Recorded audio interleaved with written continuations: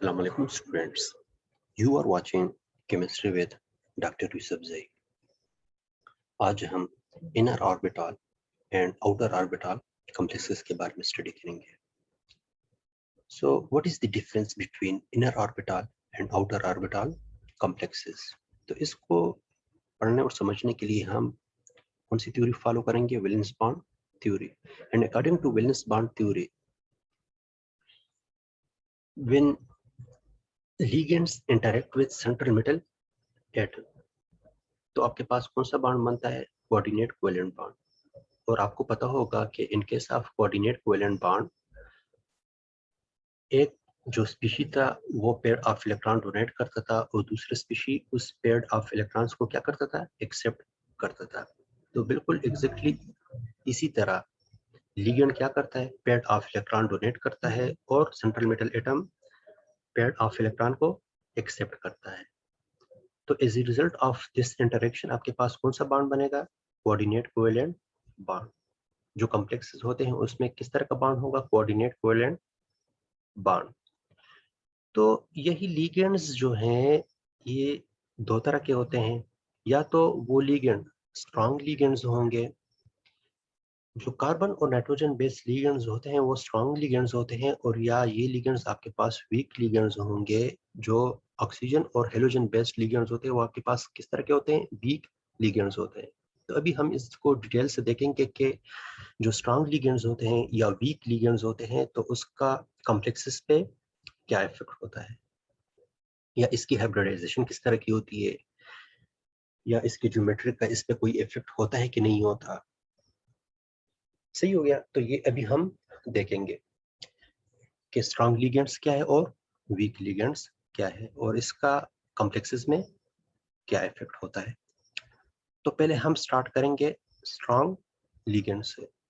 तो वो लिगेंड्स जो स्ट्रॉन्ग होते हैं, अगर वो सेंट्रल मेटल एटम के साथ इंटरेक्शन शो करता है और उस सेंट्रल मेटल एटम्स में क्या हो? अनपेयर्ड इलेक्ट्रॉन्स हो. फॉर एग्जांपल यहाँ पे अगर हम कोबाल्ट 3 को देख ले तो इन केस ऑफ कोबाल्ट 3 इसमें जो इलेक्ट्रॉनिक कॉन्फ़िगरेशन है वो क्या है? 3d6. तो यहाँ पे एक पेयर्ड फॉर्म में इलेक्ट्रॉन्स अवेलेबल है और 4 अनपेयर्ड फॉर्म में इलेक्ट्रॉन्स क्या है? अवेलेबल है. तो जब ये स्ट्रॉन्ग लिगेंड्स के साथ इंटरेक्शन शो करेगा, इन दिस केस कौन सा लिगेंड यूज हो रहा है? सायानो ग्रुप यूज हो रहा है. और सायानो ग्रुप आपके पास क्या है? Strong ligand. तो जब ये स्ट्रॉन्ग लिगेंड के साथ इंटरेक्शन शो करेगा तो जो अनपेयर्ड इलेक्ट्रॉन है वो कहाँ चले जाएंगे? पेयर्ड फॉर्म में चले जाएंगे. यहाँ पे देख ले, ये तो ऑलरेडी पेयर्ड फॉर्म में था और जो अनपेयर्ड इलेक्ट्रॉन्स थे वो क्या हो गए? पेयर्ड फॉर्म में आ गए. तो यहाँ पे देख ले, कोबाल्ट जो 3d6 है विदाउट इंटरेक्शन ऑफ लिगेंड ये अनपेयर्ड फॉर्म में थे, and when it interact with सायानो group और स्ट्रॉन्ग लिगेंड तो जो अनपेयर्ड इलेक्ट्रॉन्स थे वो क्या हो गए? पेयर्ड फॉर्म में आ गए.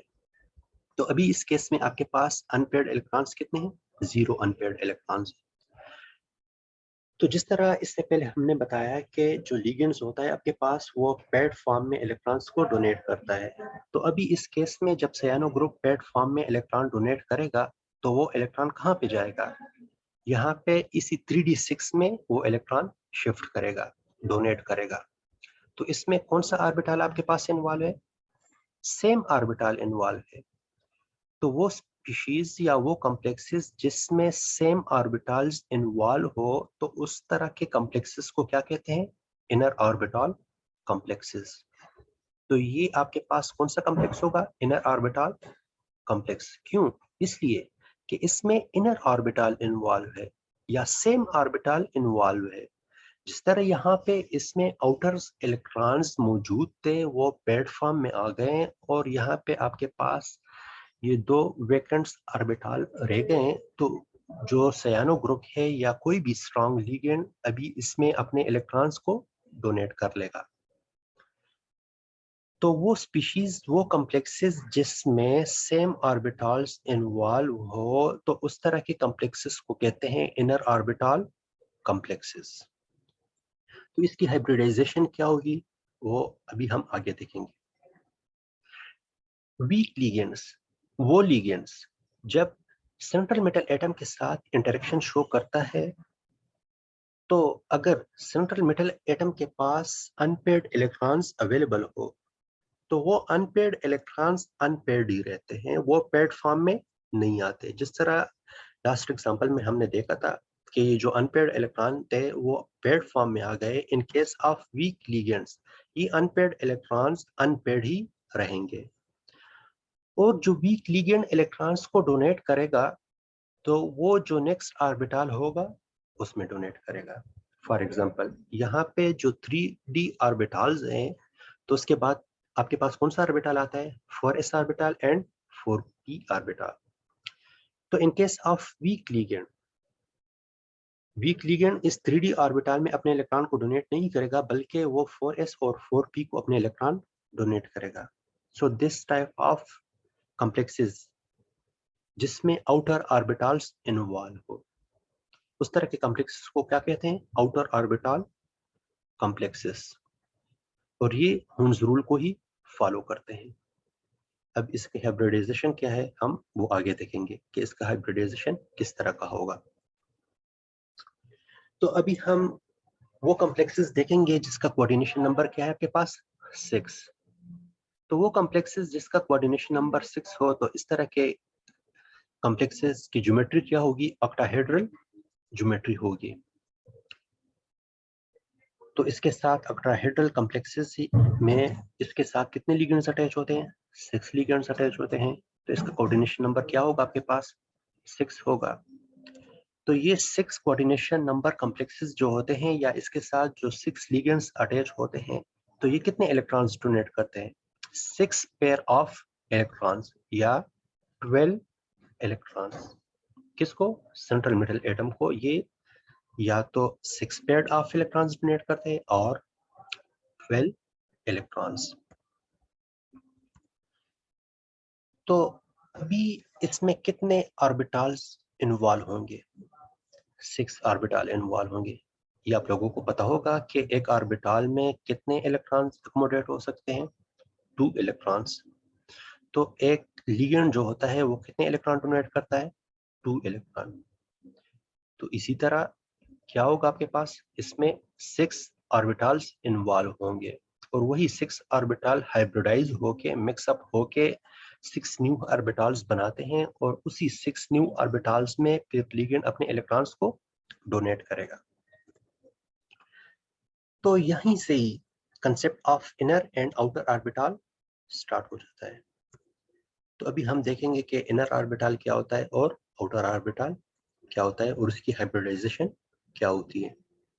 तो अगर हम इनर डी ऑर्बिटल की बात कर ले तो जिस तरह हमने प्रीवियस स्लाइड पे देखा था कि उसमें सेम ऑर्बिटल्स इन्वॉल्व था किसमें, हाइब्रिडाइजेशन में, या जो लिगेंड ने इलेक्ट्रॉन डोनेट किया था उसको एक्सेप्ट करने के लिए सेम ऑर्बिटल इन्वॉल्व था। तो इसी वजह से इसको क्या कहेंगे, इनर ऑर्बिटल या इनर डी ऑर्बिटल। तो इसकी इलेक्ट्रॉनिक कॉन्फ़िगरेशन क्या होगी या हाइब्रिडाइजेशन क्या होगी, D2sp3।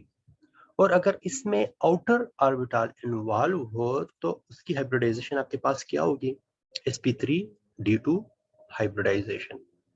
तो अगर एग्जांपल में आ गया कि आया एक कॉम्प्लेक्स दिया होगा आपको कि आया इसमें आउटर ऑर्बिटल इन्वॉल्व है या इनर ऑर्बिटल इन्वॉल्व है, तो आप वो इजीली फिर इसी तरह से फाइंड आउट कर सकते हो।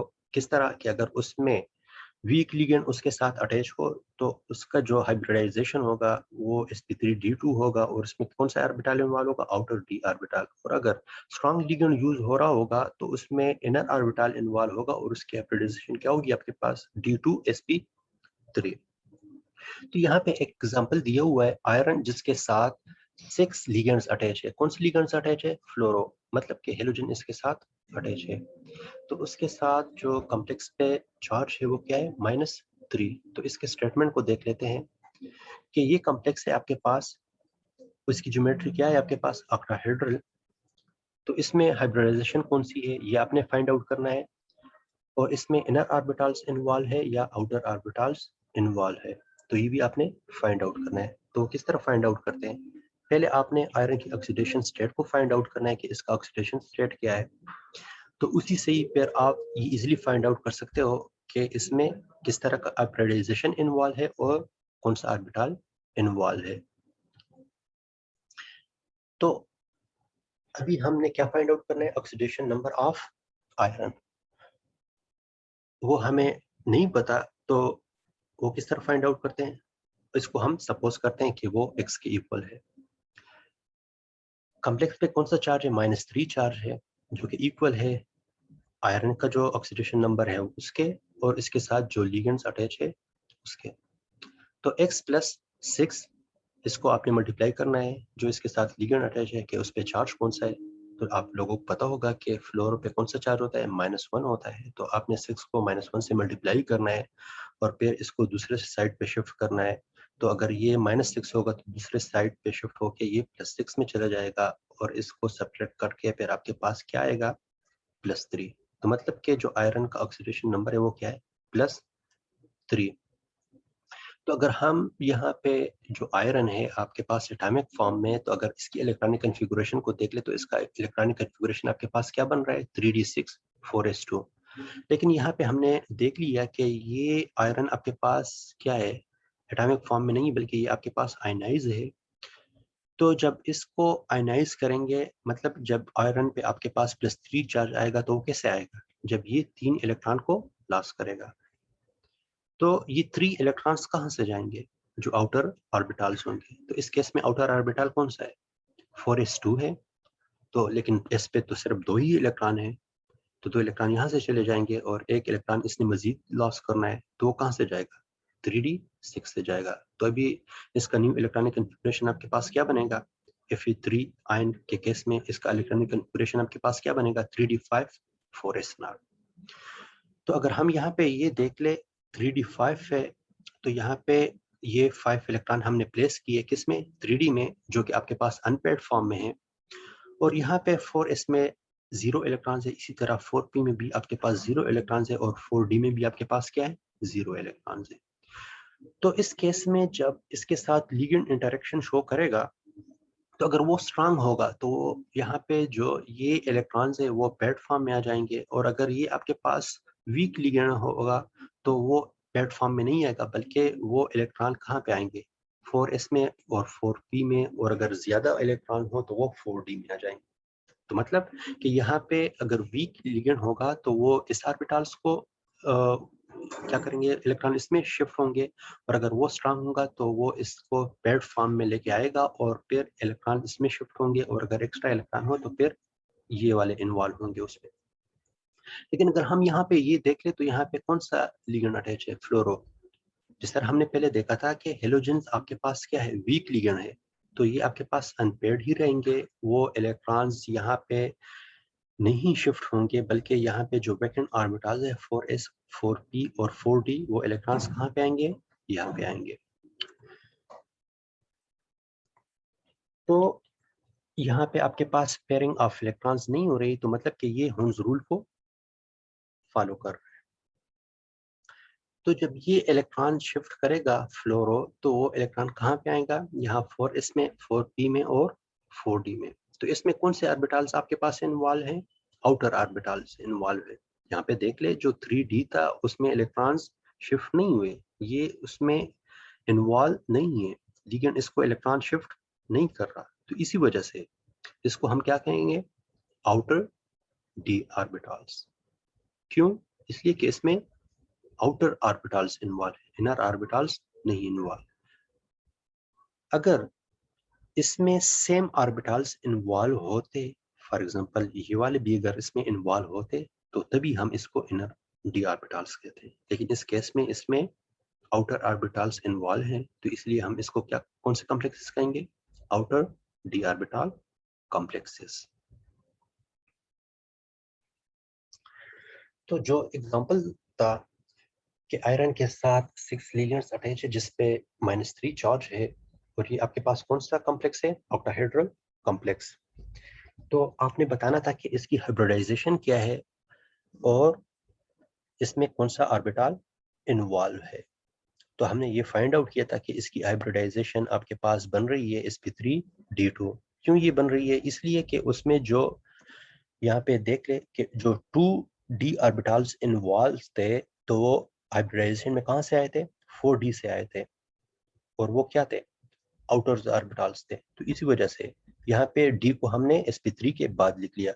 अगर ये d ऑर्बिटल्स जो इंटरनल वाले थे अगर वो इन्वॉल्व होते तो फिर हम इस D2 को sp3 से पहले लिखते। अगर सिंप्लीफाई कर लेता हूँ कि अगर आपके पास जो आउटर ऑर्बिटल्स इन्वॉल्व हो तो आपने उसको sp3 के बाद रखना है, और अगर इनर ऑर्बिटल्स इन्वॉल्व हो तो इस D2 को आपने sp3 से पहले रखना है।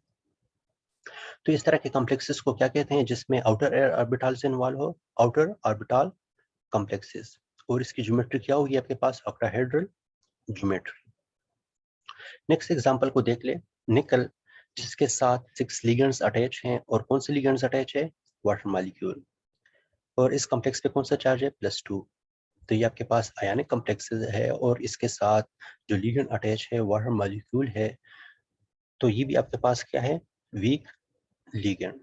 तो अगर हम यहाँ पे जो निकल है +2 आयन है आपके पास, अगर हम इसकी इलेक्ट्रॉनिक कन्फिगुरेशन को देख ले तो उसमें कौन सा d ऑर्बिटल इन्वॉल्व है, 3d ऑर्बिटल इन्वॉल्व है, और उसमें कितने इलेक्ट्रॉन्स है, 8 इलेक्ट्रॉन्स हैं। तो यही 1 इलेक्ट्रॉन्स जो है ना आपने यहाँ पे 3d ऑर्बिटल में अभी प्लेस करने हैं। तो यहाँ पे अगर ये इलेक्ट्रॉन्स को आप काउंट कर ले तो ये कितने हैं आपके पास, 8 इलेक्ट्रॉन्स हैं। और इस केस में आपके पास अनपेयर्ड इलेक्ट्रॉन्स कितने, 2 अनपेयर्ड इलेक्ट्रॉन्स। अभी जब ये लिगेंड के साथ इंटरेक्शन शो करेगा, इस केस में आपके पास लिगेंड कौन सा है, वाटर मॉलिक्यूल। जब ये अभी इसके साथ इंटरेक्शन शो करेगा तो ये जो अनपेयर्ड इलेक्ट्रॉन है वो पेयर्ड फॉर्म में आएंगे कि नहीं आएंगे, नहीं आएंगे। क्यों, इसलिए कि ये आपके पास वीक लिगेंड है। जिस तरह हमने पहले एग्जांपल में देखा था कि अगर स्ट्रॉन्ग लिगेंड उसके साथ इन्वॉल्व हो तो तभी ये आपके पास पेयर्ड फॉर्म में आएगा। लेट्स सपोज अगर हम कह दें कि यहाँ पे वाटर मॉलिक्यूल की जगह सायानो ग्रुप है, तो यहाँ पे जो अनपेयर्ड इलेक्ट्रॉन है वो किस फॉर्म में आते हैं, पेयर्ड फॉर्म में आते हैं। लेकिन इस केस में इसके साथ वाटर मॉलिक्यूल अटैच है जो कि वीक लिगेंड है, तो ये अनपेयर्ड ही रहेंगे। तो जब ये इलेक्ट्रॉन को डोनेट करेगा, जिस तरह हमने पहले देखा था कि जो लिगेंड आपके पास होता है वो कितने इलेक्ट्रॉन डोनेट करता है, 2 इलेक्ट्रॉन डोनेट करता है, या a pair of electron donate करता है। तो इस केस में भी आपके पास कौन से ऑर्बिटल इन्वॉल्व है, आउटर ऑर्बिटल्स इन्वॉल्व है। ये देख ले, डी के जो ऑर्बिटल्स है वो कौन से इन्वॉल्व है, आउटर ऑर्बिटल इन्वॉल्व है। तो ये आपके पास कौन सा है, outer complexes, outer orbital complexes. और अगर हम इसकी हाइब्रिडाइजेशन को देख ले तो इसमें जो डी ऑर्बिटल्स इन्वॉल्व है वो आउटर ऑर्बिटल्स है। तो जिस तरह पहले मैंने कहा था कि अगर आउटर ऑर्बिटल्स इन्वॉल्व हो तो उसको आपने sp3 के बाद रखना है, और अगर इनर वाले इन्वॉल्व हो तो उसको आपने sp3 के पहले रखना है। तो इसकी हाइब्रिडाइजेशन आपके पास क्या बन रही है, sp3d2। तो अगर जिस तरह पहले एग्जांपल था यहाँ पे ये देख लें, अगर पहले एग्जांपल जिस तरह हमने देखा था कि यहाँ पे पूछा था कि इसमें हाइब्रिडाइजेशन कौन सी इन्वॉल्व है, और आया ये आपके पास आउटर ऑर्बिटल है कि इनर ऑर्बिटल है। तो अगर इस तरह का क्वेश्चन आ गया तो आप लोगों ने इसी तरह ही सॉल्व करना है। पहले आप लोगों ने देखना है कि ये इसमें कितने इलेक्ट्रॉन्स है, आउटर ऑर्बिटल में आपके पास कितने इलेक्ट्रॉन्स इन्वॉल्व है। जिस तरह के यहाँ पे था 3D 8 सिस्टम था, तो आपने यहाँ पे 3D में 8 इलेक्ट्रॉन्स प्लेस करने हैं। फिर आपने लिगेंड को देखना है कि लिगेंड कौन सा इन्वॉल्व है। अगर स्ट्रॉन्ग लिगेंड हो तो आपने उसको पेयर्ड फॉर्म में रखना है, और अगर वीक लिगेंड हो तो आपने उसको इसी तरह ही अनपेयर्ड फॉर्म में रखना है। और फिर जितने लिगेंड्स अटैच हो तो उसी हिसाब से आपने उसमें इलेक्ट्रॉन डोनेट करने हैं। अगर सपोज 2 लिगेंड्स अटैच हो तो कितने इलेक्ट्रॉन डोनेट होंगे, 2 pair of electron, 3 ligands attach हो तो 3 pair of electron, 4 ligands attach हो तो 4 पेयर ऑफ इलेक्ट्रॉन्स, यहाँ पे 6 लिगेंड्स अटैच है तो 6 पेयर ऑफ इलेक्ट्रॉन्स क्या हो रहे हैं, डोनेट हो रहे हैं। तो ये आपके पास कौन सा कॉम्प्लेक्स बन रहा है, outer orbital complex. Thank you so much for watching. अगर आप लोगों ने अभी तक चैनल को सब्सक्राइब नहीं किया तो प्लीज़ चैनल को सब्सक्राइब कर ले और बेल के आइकन को प्रेस कर ले, ताकि आप लोगों को नई वीडियोस की अपडेट मिलती रहे। और वीडियो को, अगर आप लोगों को वीडियो पसंद आई है तो प्लीज़ वीडियो को लाइक कर ले, शेयर कर ले, और कमेंट ज़रूर किया करें। Thank you so much. Allah हाफिज़, द अल्लाह पामान।